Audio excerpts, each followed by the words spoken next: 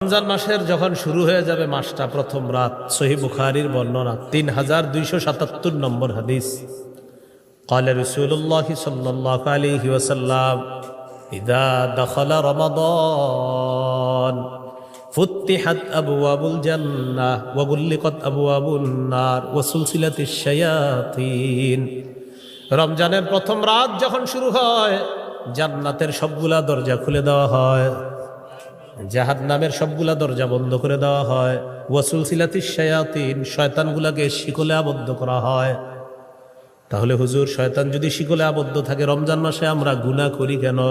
বলেন অভ্যাসগত গুনাহ। বলেন কি গুনাহ?